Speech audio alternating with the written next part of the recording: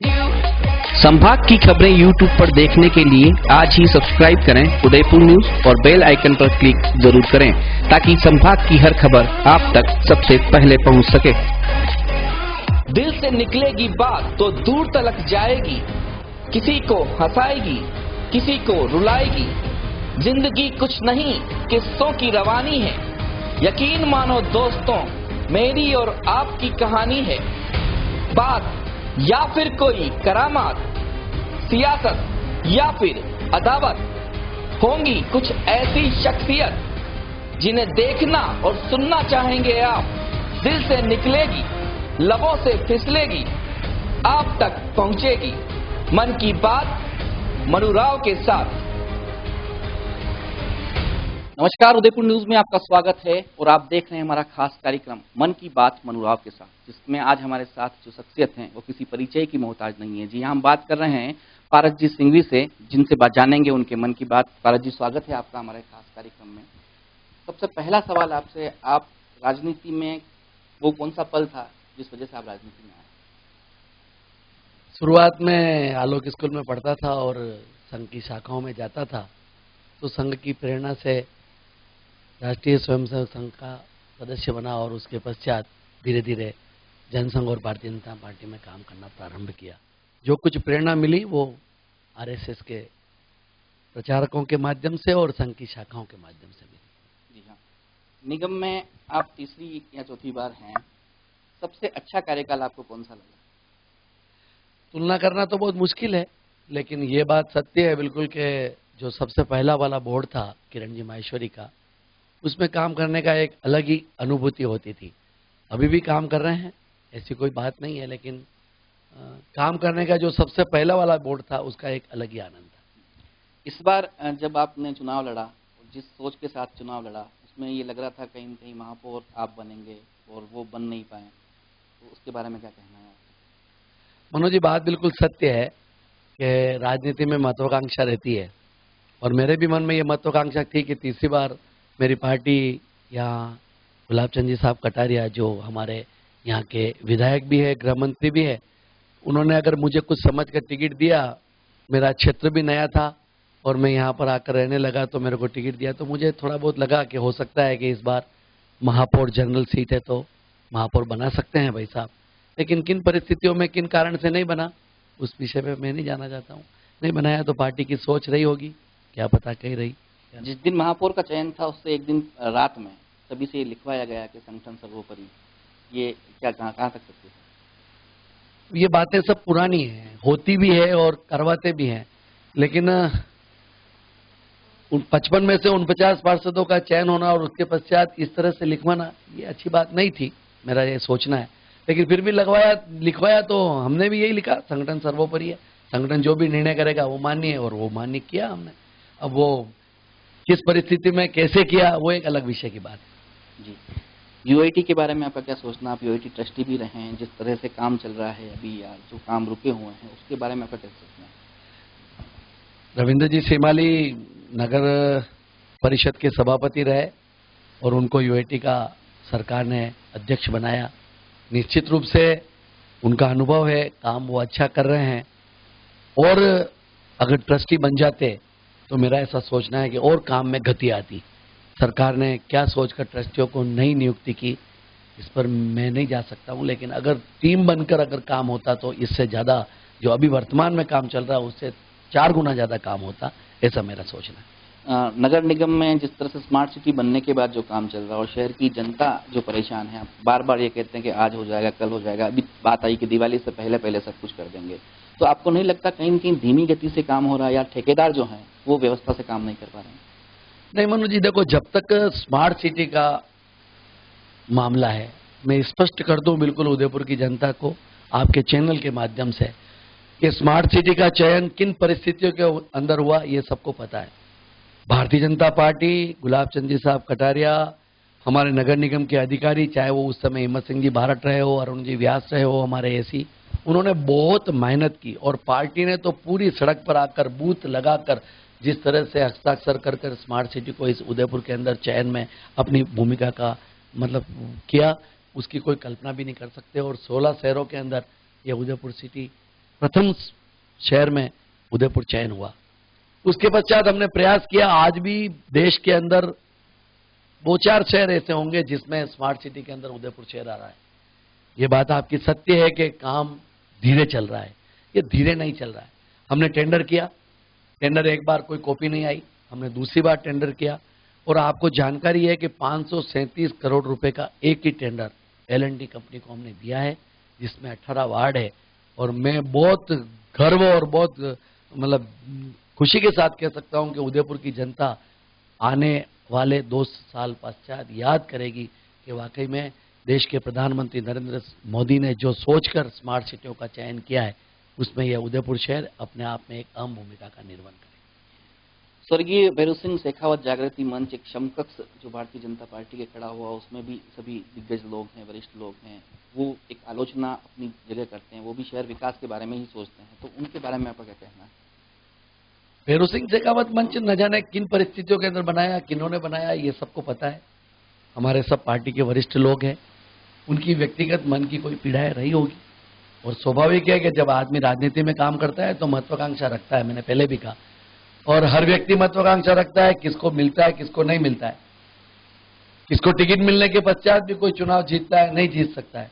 ऐसी परिस्थितियों के अंदर अगर मान लो भैरव सिंह शेखावत मंच बना तो स्वागत योग्य है। और जब बना तब उनका उद्देश्य एक पॉजिटिव वर्क करने का था, जो हमने समाचार पत्रों के माध्यम से, आपके चैनलों के माध्यम से सुना। और उसके पश्चात धीरे धीरे उन्होंने राजनीतिक दृष्टि से पार्टी बनाकर, एक तरह से पार्टी बनाकर आलोचना करने का ही काम कर दिया। ये दुर्भाग्यपूर्ण है, नहीं करना चाहिए। मेरा जिस तरह पिछली बार मांगीलाल जी से मेरी बात हुई थी और बैंक चुनाव के समय उनका जो आरोप था कि भाई आपके लोगों की तरफ से कह दो इन गद्दारों से हारेंगे हजारों से, तो उनका यह कहना था हम भी इन्हीं से जुड़े हुए हैं, इस तरह की बात करना कहाँ तक उचित है? नहीं, जिन व्यक्तियों ने इनको कह दो गद्दारों से ऐसा कहा, मैं बिल्कुल गलत मानता हूं, नहीं कहना चाहिए था। लेकिन बैंक में उन लोगों का चुनाव लड़ना भी गलत था।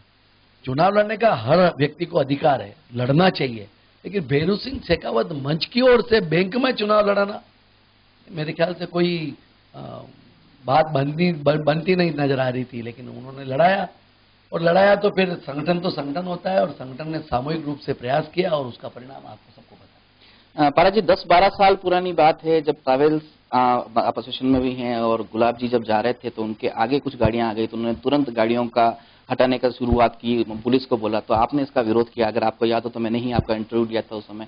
तभी से कुछ लोग कहते हैं कि इसी वजह से आपकी और गुलाब जी की नाराजगी थोड़ी बढ़ी। नहीं मनोज जी, ऐसी बात नहीं है। उस समय राष्ट्रीय अधिवेशन था हमारा, और राष्ट्रीय अधिवेशन में गुलाब जी भाई साहब उस समय बड़ी सारणी के विधायक थे। जो रचना रची रही की थी उसके अंदर गुलाब जी भाई साहब की भी एक जीप थी। वो जिस जगह गंतव्य स्थान पर लगानी चाहिए थी, उस ड्राइवर ने उस गंतव्य स्थान पर नहीं लगाई, और उसकी वजह से वह गाड़ी वो आगे ले आया। और उसकी वजह से कार्यकर्ताओं ने कहा कि आपकी गुलाब जी भाई साहब की गाड़ी वहां लगनी चाहिए जो गंतव्य स्थान संगठन के लेवल पर हमने तय किया था। ऐसा नहीं है कि भाई साहब का कोई अपमान करने की भावना थी, लेकिन उसको अलग ढंग से प्रस्तुत किया गया। और भाई साहब ने, मेरे ख्याल से गुलाब जी ने ऐसा कोई गांठ बांधी हो ऐसी बात नहीं है, लेकिन फिर भी अगर उनके दिल की बात तो वो जाने, मैं क्या कह सकता हूं। राष्ट्रीय कार्य समिति बहुत ही ऐतिहासिक रही थी, और एयरपोर्ट से लेकेंड तक का जुलूस जो शायद मेरे ख्याल से मेरे राजनीतिक जीवन में मैंने कभी नहीं देखा। इतने भव्य कृष्ण मूर्ति जी का स्वागत उस समय हुआ। बाला जी साहब, प्रदेश में भाजपा की सरकार है, केंद्र में भाजपा की सरकार है, और एलिवेटेड रोड सरकार की तरफ से पास हो गई। आप चैम्बर ऑफ कॉमर्स के अध्यक्ष भी हैं, और अभी हाल में हाई कोर्ट से स्टे भी आ गया है शायद, तो उसके बारे में आपका क्या कहना? कभी आपकी बात नहीं हुई उनसे? मनु जी, देखो, एलिवेटेड रोड के विषय में बहुत स्पष्ट है। एलिवेटेड रोड उदयपुर की एक महत्ती आवश्यकता है। मैं एक व्यापारी के नाते भी मानता हूं, मेरा एक व्यवसाय उस क्षेत्र में आता है, इसके नाते भी मैं मानता हूं। लेकिन मेरा ऐसा कहना है कि एलिवेटेड रोड जब बने तो उदयपुर के लिए कब ऐसा नहीं बन जाए कि वो नाथद्वारा जैसी तर्क पर बन जाए कि जिससे कि रोज एक्सीडेंट हो। जो व्यक्ति हाईकोर्ट के अंदर गए, पहले भी गए, अभी भी गए, उस पर मेरा नाम जोड़ा जाता है, और मैं उसमें पीछे से कोई कहता है कि है या नहीं है, ऐसी बात नहीं है। हम व्यापारियों के साथ में हैं। एलिवेटेड रोड, मैंने कहा ना, महत्ती आवश्यकता है, लेकिन एलिवेटेड रोड 90 डिग्री के 3-3 कर्व आए। डीपीआर जब बने तो डीपीआर के अंदर स्पष्ट रूप से एलिवेटेड के लिए डीपीआर में कहा जाता है कि एलिवेटेड रोड उपयोगी नहीं है, जो वर्तमान में डीपीआर बनी है। पहले भी एल&टी कंपनी ने उसके लिए मना किया। विधानसभा के अंदर 10 लाख रुपए की स्वीकृति हुई, यूएटी ने उसका सर्वे कराया, उस पर भी उसकी चीज के लिए मना किया कि ये एलिवेटेड रोड यहाँ पर उपयोगिता नहीं रखता है। और उसके पश्चात भी अगर एलिवेटेड रोड बनाना है तो मेरा स्पष्ट रूप से कहना है कि जो बिल्डिंगें, जो जमीनें, चाहे वो मेरी होटल भी अगर बीच में आ रही है तो 1 फीट 2 फीट नहीं, 25 फीट आ रही है तो 25 फीट लो। नेशनल हाईवे के पास में, अथॉरिटी के पास में पूरी तरह से बजट रहता है इसका।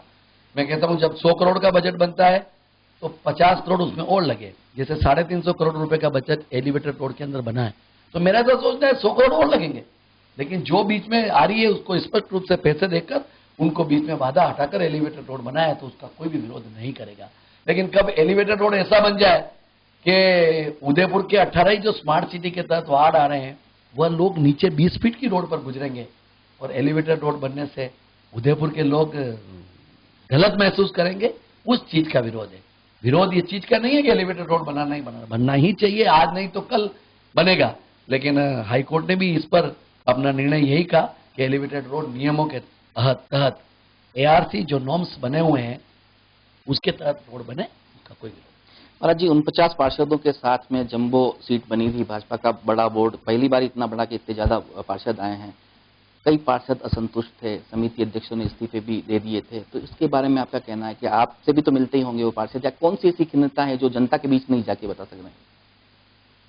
देखो मनोज जी, इस पर भी मैं स्पष्ट रूप से कह देना चाहता हूं, नगर निगम का बोर्ड बना, बहुत अरमानों के साथ में बना और 49 पार्षद आए, वाकई में बहुत पहली बार खुशी की बात है।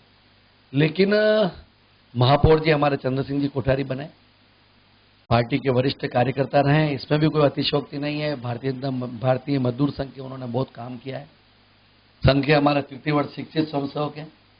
बनाने के पश्चात हमने कभी उनका विरोध नहीं किया, लेकिन छोटी मोटी बातों को लेकर जब मन में भ्रांतियां हो जाती है उसका दुष्परिणाम आता है। और मेरा ऐसा सोचना है कि हम सब मिलकर अगर हर चीज की समस्या का समाधान करते तो शायद आज ये प्रश्न जो उदयपुर की जनता के अंदर होता है वो नहीं होता। सभी समिति अध्यक्षों को मिलकर, पार्टी संगठन के पदाधिकारियों के साथ मिलकर समय समय पर चर्चा करके अगर उसका निराकरण कर दिया जाए तो छोटी बात कभी बड़ी नहीं होती है, ऐसा मेरा सोचना है। और वही कमियां हैं और कोई कमी नहीं है। कोई पैसों का आरोप अगर कोई महापौर जी के ऊपर लगाए तो वो बिल्कुल मिथ्या और झूठ है। मेरा ऐसा मानना है कि वो कोई गलत काम करते होंगे। लेकिन हाँ, व्यक्ति है, व्यक्ति के मन में कभी कभी जिसे कहना चाहिए कि वो आ जाता है कि मैं महापौर हूं, तो उनको भी नहीं आना चाहिए। और समिति अध्यक्ष बन गया तो वो भी कोई भगवान नहीं बन गया। एक पार्षदों और समिति अध्यक्ष प्लस महापौर के बीच में जो कॉम्बिनेशन होना चाहिए उसमें कुछ तालमेल में कमी है और उसी की वजह से मेरा ऐसा सोचना है कि ये चीजें जिस तरह से अगर राजस्थान के निकायों की बात करें तो डूंगरपुर हमेशा अव्वल रहा है और डूंगरपुर के जो सभापति हैं उनको ब्रांड एम्बेसडर भी बनाया गया था। आपकी क्या सोच है शहर के बारे में? अगर उदयपुर में स्मार्ट सिटी में भी आ गया, उदयपुर को अव्वल कैसे बनाया जा सकता है? नहीं, मैंने आपको कहा ना, समितियां बनाई किसके लिए जाती है? समितियां इसलिए बनाई जाती है कि समिति अध्यक्ष प्लस संगठन प्लस महापौर उप महापौर बैठकर चर्चा करे और चर्चा करने के पश्चात, रचना करने के पश्चात उसकी क्रियान्विति कैसे हो इसकी चिंता करें। इसमें कुछ न कुछ कमी रही है और उसकी वजह से आज शहर में जो चीजें उत्पन्न हुई है वह हो रही है। मैं ये अभी भी मानता हूं कि डूंगरपुर छोटी शहर है, छोटा शहर है, पॉपुलेशन के हिसाब से छोटा शहर है। और के गुप्ता जो हमारे व्यापारियों के भी अध्यक्ष है वहां पर और नगर पालिका के भी अध्यक्ष बने हुए हैं, निश्चित रूप से वह सबको मिलकर प्लस वो कॉन्ट्रैक्टर भी बहुत बने रहे हैं, उनको अनुभव है और उसके आधार पर उन्होंने डूंगरपुर को बहुत आदर्श और अच्छा बनाया है। कोई अतिशयोक्ति नहीं है। हम भी इस उदयपुर को बहुत अच्छा बनाने का प्रयास कर रहे हैं। पिछली बार जब मैं स्वास्थ्य समिति का अध्यक्ष था तो आपको जानकारी है कि मुख्यमंत्री जहां जाती थी वहां उदयपुर की तारीफ करती थी। अब वर्तमान के अंदर 1000 से अधिक कर्मचारियों की भर्ती हो गई है। शायद वो पल, वो क्षण अब भी आ जाए कि हमारी मुख्यमंत्री और हमारा उदयपुर स्वास्थ्य की दृष्टि से, सफाई की दृष्टि से अव्वल नंबर पर आएगा। एशिया के अंदर तीसरा स्थान हमने इस बार भी प्राप्त किया है। और मेरा ऐसा सोचना है, देखो मनु जी, हमारे पूर्वजों ने, हमारे बाप दादों ने इस उदयपुर को बहुत अच्छा शहर दिया। इस उदयपुर को खाली संवारना है, अच्छे कपड़े पहनाने हैं। इस उदयपुर को अच्छे ढंग से हमको संवारने की आवश्यकता है। क्या आप फतेह सागर नया बना सकते हो? क्या आप स्वरूप सागर नया बना सकते हो? क्या आप पिछोला नया बना सकते हो? नहीं। अब उस फतेह सागर को अपन अच्छा कैसे रखें, चाहे वो सफाई की दृष्टि से हो, चाहे वो सुंदरता की दृष्टि से हो, कि हम उस पर कैसे कंगूरे लगाकर उसको अच्छा बनाएं। बस इसमें जो कमियां हैं वो यही है, हम मिल बैठकर, चाहे यूआईटी हो चाहे नगर निगम हो, आज रविंद्र जी भी हमारे अपने हैं, महापौर जी भी हमारे अपने हैं, हम सब मिलकर महीने में एक बार, 15 दिन में एक बार, अगर उसकी चार चांद इस उदयपुर शहर को कैसे लगे। ये उदयपुर शहर तो बहुत ही खूबसूरत है, इसमें कोई अतिशयोक्ति नहीं। वल्लभ नगर की राजनीति के बारे में आप क्या सोचते हैं? नहीं, वल्लभ नगर की राजनीति के बारे में सबको पता है कि महाराज साहब वहाँ के विधायक है और रणधीर सिंह जी एक अच्छे नेता है, इसमें कोई दो राय नहीं है। किन परिस्थितियों के अंदर किस वजह से उनको टिकट नहीं दिया गया पिछली बार, ये एक अलग विषय है, लेकिन मेरा ऐसा सोचना है कि रणधीर सिंह जी एक जनप्रिय नेता है वहाँ के, ये बात कहने में कोई। शहर भारतीय जनता पार्टी के जितने भी पदाधिकारी हैं, शहर अध्यक्ष दिनेश जी भट्ट हैं, उनकी कार्यशैली या उनके बारे में आप क्या सोचते हैं? नहीं, दिनेश जी भट्ट का संगठन के मंत्री रहे हमारे जिले के वर्षों तक, संगठन मंत्री के नाते उन्होंने काम किया, और उसके पश्चात अभी पिछले 7-8 सालों से शहर जिलाध्यक्ष के नाते काम कर रहे हैं।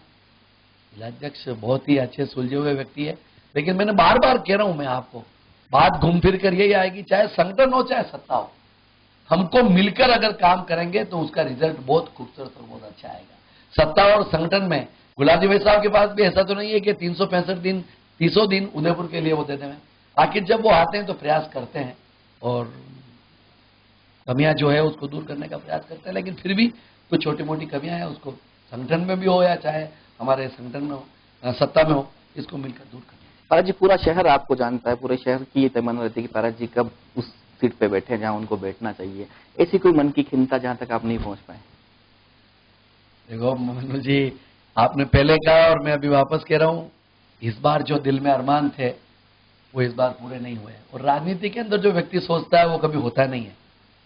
मेरे मित्रों ने, मेरे सभी कार्यकर्ता बंधुओं ने, मेरे वार्ड वासियों ने भी सोचा था, उदयपुर के समस्त व्यापारी बंधुओं ने भी सोचा था कि भाई पारस को तीसरी बार टिकट दे रहे हैं तो हो सकता है महापौर बनाएंगे, लेकिन शायद कुछ ना कुछ कमियां हैं मेरे में, जिसको मैं और दूर करूंगा और उदयपुर की जनता की सेवा करने का प्रयास करूंगा।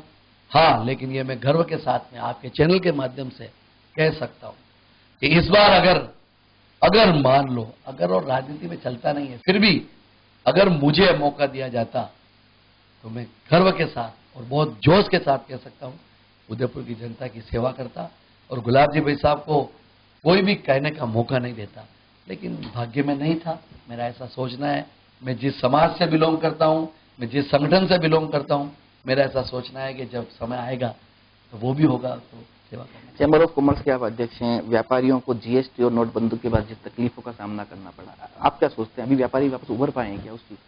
हाँ मनु जी, ये बात बिल्कुल सत्य है। जिस तरह से जीएसटी और नोटबंदी लगी, और नोटबंदी में सभी व्यापारियों ने सहयोग किया सरकार का, जीएसटी में भी पूरी तरह से सहयोग किया, लेकिन एक साथ 6 महीने के अंदर व्यापारियों के ऊपर दोनों चीजों को लगा देना, थोड़ा सा इसमें गैप रखते, 6 महीने का गैप रखकर अगर जीएसटी को लागू किया जाता तो मेरे ख्याल से ठीक रहता। लेकिन सरकार ने क्या सोचा होगा ये अलग बात है, लेकिन व्यापारियों का ऐसा सोचना है कि व्यापारी अब धीरे धीरे अपनी पटरी पर आने का प्रयास कर रहा है।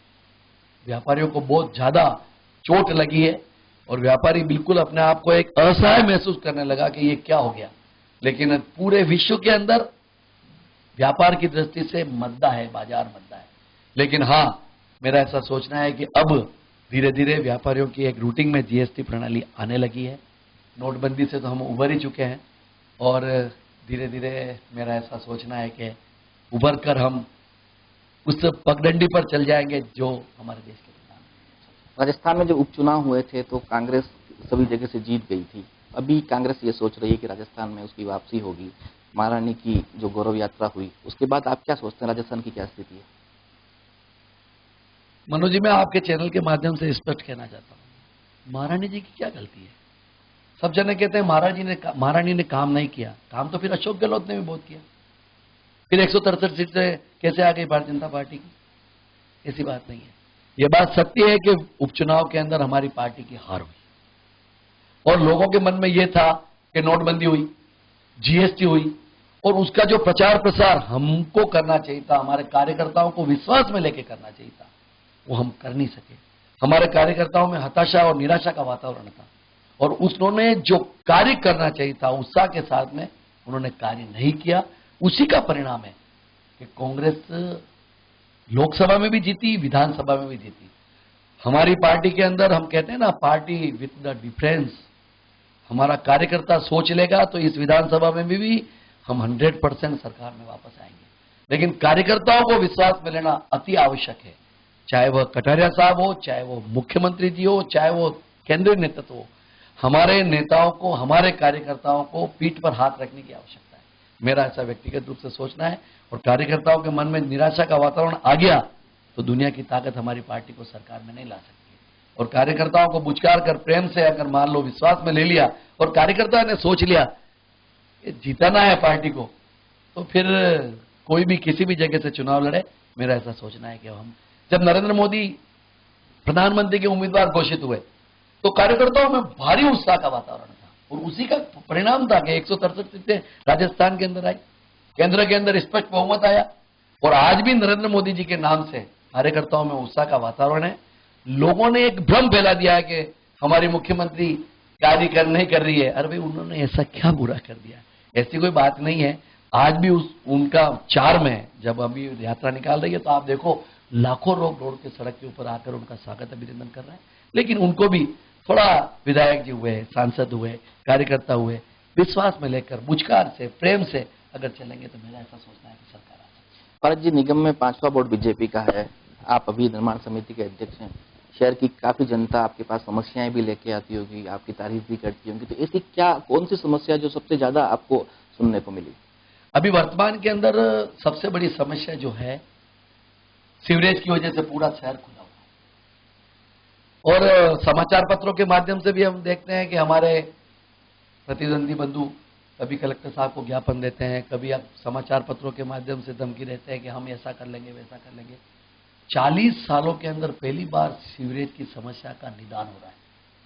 और जब अगर किसी बिल्डिंग को बनाते हैं तो नींव को खोदना पड़ता है, और हमारी मजबूरियां हैं। हमारे पास 17 करोड़ रुपए के वर्क ऑर्डर अभी पेवर के अभी के रूप में पड़े हुए हैं, जिनको हमको क्रियान्वित करके उन रोडों को बनाना है। 17 करोड़ बहुत बड़ी राशि होती है। 15 करोड़ रुपए तो हमारे को सरकार ने पेवर में मुख्यमंत्री योजना के तहत दिए हैं सरकार ने। और उन्होंने कहा है कि प्रत्येक शहर के अंदर अलग अलग जिलों में हमको पेवर रोडें नहीं बनाने के लिए वो पैसे दिए, जो हमारे पास स्पष्ट रूप से अभी वर्तमान में 7 से 8 करोड़ रुपए तो पड़े हुए हैं जिनको लगाना है। और करीबन 10 करोड़ रुपए हमने निगम से हमारे को लगाना है। 17 से 16 करोड़ रुपए का वर्क ऑर्डर हमारे पास पड़ा हुआ है। यह बारिश निकलने के पश्चात, चुनाव आ रहे हैं इसलिए नहीं, मनोज जी, बारिश निकलने के पश्चात या एक बारिश, वह सड़क जो हमने खोदी है सीवरेज के लिए, जहां पर हमने WBM किया है, वह एक बारिश झेल ले। और बारिश झेलने के पश्चात जो टेक्निकली दृष्टि से हमारे अधिकारी इंजीनियर्स कहते हैं कि एक बारिश झेलने के पश्चात अगर उस सड़क को हम निर्माण करवाएंगे, बनाएंगे, तो वापस सड़क नहीं टूटेगी। इसलिए उदयपुर की जनता को कष्ट का सामना करना पड़ रहा है। मैं आपके चैनल के माध्यम से उनसे क्षमा याचना करता हूं कि हमने प्रयास किया है। और जो सीवरेज का काम वर्तमान में जो गुजरात की टीम जो कॉन्ट्रैक्टर वो कर रहे हैं, उन्होंने शुरू के अंदर यहां पर पेवर का काम सबलेट कर दिया, और जो सबलेट किया उदयपुर के लोगों को किया। और उदयपुर के लोग उस कार्य को सही ढंग से नहीं कर सके, पेज को, उसकी वजह से भी प्रॉब्लम आई। अब वह कार्य स्वयं कर रहा है। और मेरा ऐसा सोचना है कि इस बारिश के पश्चात, तुरंत बारिश महीने 1.5 महीने बाद ही, लोग ये उस समय भी कहेंगे, चैनल के माध्यम से आप भी कहोगे और समाचार पत्रों के माध्यम से ये बात कहेंगे कि भाई देखो चुनाव आ गए इसलिए हो रहा है। नहीं, चुनाव आने के पहले और इस बारिश के बाद हम उदयपुर को बहुत प्यारा सड़कों के माध्यम से जाल बिछा देंगे। मैं निर्माण दृष्टि से ये कह सकता हूं। आपने निर्माण की बात की, आज आयड़ की जो पुलिया बन रही है, आज ट्रैफिक की दृष्टि से मेरे ख्याल से एक ऐतिहासिक काम हो रहा है। दाई जी की पुलिया का समानांतर पुलिया बनाना, ये हमारा बहुत प्रायोरिटी के अंदर काम था जो हमने लगाया। लेकिन हमारा दुर्भाग्य है कि 2 बार टेंडर में कोई पार्टिसिपेशन नहीं किया। एक व्यक्ति ने पार्टिसिपेशन किया तो हमारे अधिकारियों ने कहा कि एक व्यक्ति की वजह से दूसरी बार वापस टेंडर लगाया जाए। 30 तारीख को वह खुलने वाला है। स्वरूप सागर के पास में हम चौपाटी का निर्माण करवा रहे हैं, करीबन 3.5 करोड़ 4 करोड़ की लागत से उदयपुर का एक बहुत बड़ा ऐतिहासिक कार्य हम करने के लिए जा रहे हैं।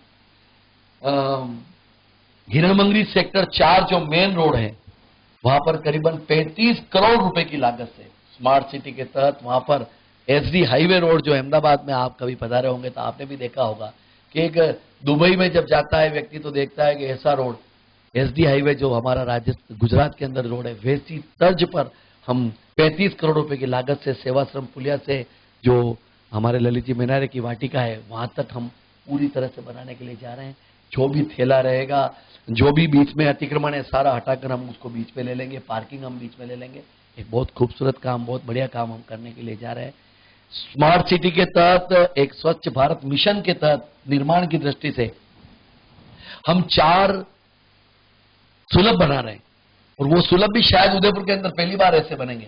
एक गुलाबाग में बना रहे हैं, एक गोवर्धन सागर में बना रहे हैं, एक सैलो की बाड़ी के वहां पर बना रहे हैं, एक बापू बाजार के बीच में जो एक बैंक तिराया है, बैंक तिराया तो आगे है लेकिन एक जो बाटा के बापू बाजार के बीच में एक जो तिराया है जहां पर अभी पार्किंग हो रही है नगर निगम की, वहां पर हम एक सुलभ बनाने के लिए जा रहे हैं। गोलनुमा है वो इतना प्यारा, वहां पर एटीएम भी होगा, लेडीज के लिए अलग, पुरुष के लिए अलग, एक बहुत खूबसूरत टॉयलेट जिसे कहना चाहिए जो महत्व आवश्यकता है उदयपुर के पब्लिक की, जनता की, वो हम बनाने के लिए जा रहे हैं।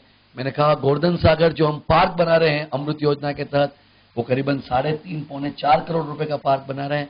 और आप भी अभी जाकर आपके चैनल को मतलब आप कैमरा को लेकर जाएंगे तो आपको लगेगा अभी जो बना नहीं है पूरी तरह से, इतना खूबसूरत पार्क। और जो डी पार्क बीच में बना है उसमें हम पन्ना राय की मूर्ति लगाएंगे, ऊपर से फाउंटेन चलाकर नीचे से सातरंगी के अंदर उसका हम पानी को सप्लाई करने के लिए जा रहे हैं।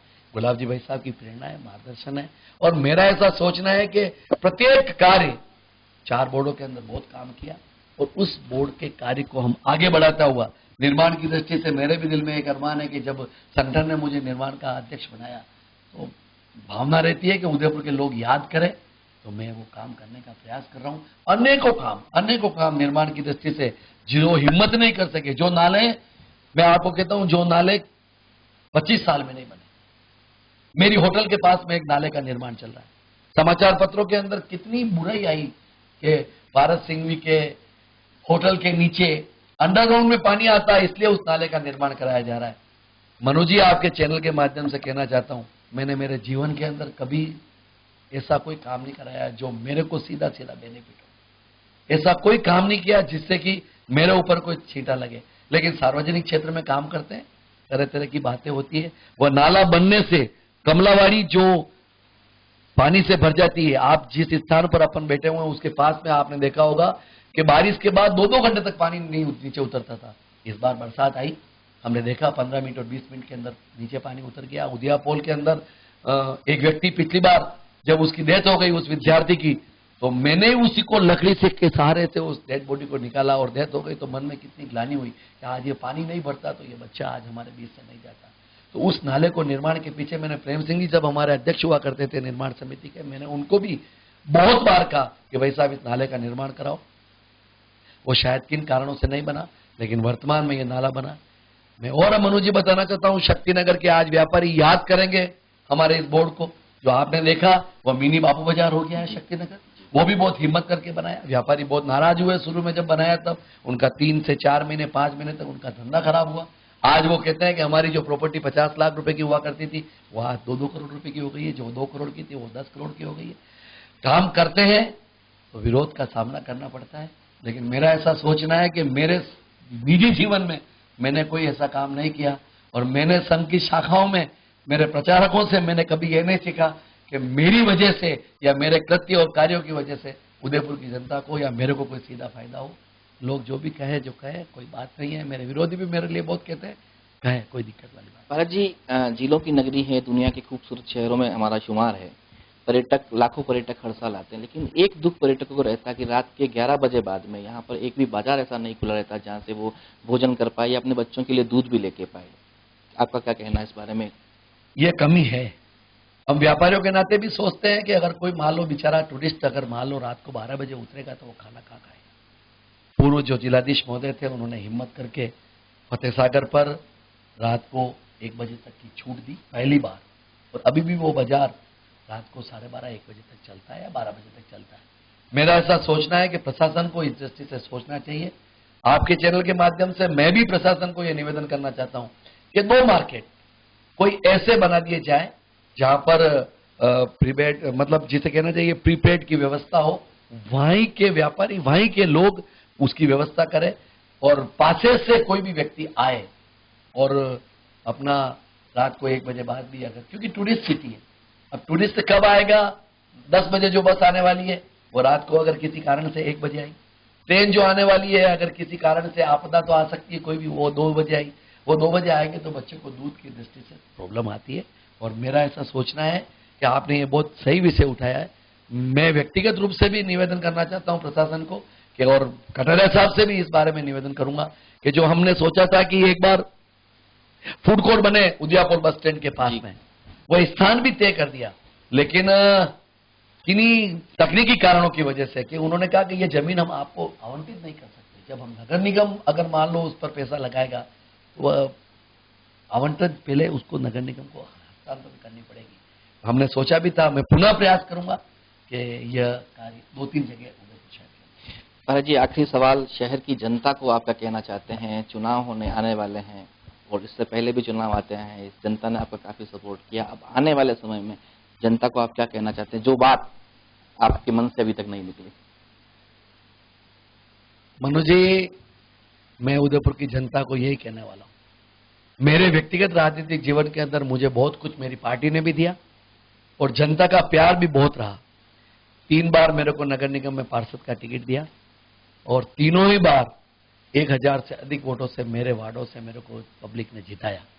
इस बार भी जो वार्ड पूर्व में कांग्रेस का था और जो काजल आदिवाल हमारे इस क्षेत्र की पार्षद हुआ करती थी, इस बार मुझे पार्टी ने टिकट दिया तो इस बार भी मेरे को 1550 वोटों से पब्लिक ने जिताया, जनता ने जिताया। मैं जनता का बहुत बहुत आभारी हूं, ऋणी हूं।